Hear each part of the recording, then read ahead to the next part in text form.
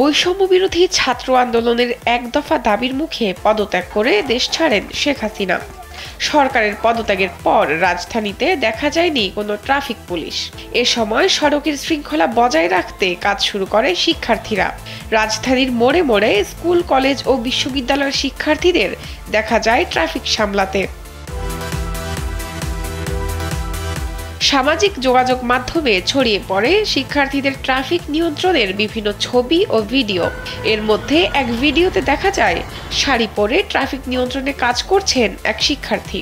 মুহূর্তেই ভাইরাল হয় সেই ভিডিও।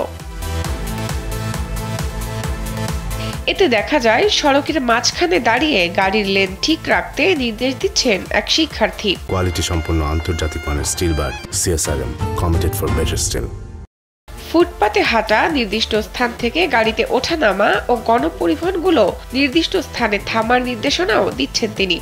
নিয়ম মেনে চলতে মানুষ ও গাড়ি চালকদের বাধ্য করছেন। ট্রাফিক নিয়ন্ত্রণের পাশাপাশি তিনি মানুষকে নিয়ম শৃঙ্খলা শেখাচ্ছেন। জানা গেছে, শাড়ি পরা ওই শিক্ষার্থীর নাম আদিবা নওমি। পড়াশোনা করছেন জগন্নাথ বিশ্ববিদ্যালয়ের গণযোগাযোগ ও সাংবাদিকতা বিভাগে।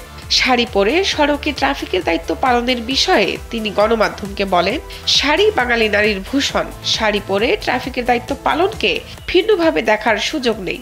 একজন নারী সালোয়ার কামিজ পরে যেমন সব কাজ করতে পারেন, একইভাবে একই কাজ শাড়ি পরেও করতে পারেন।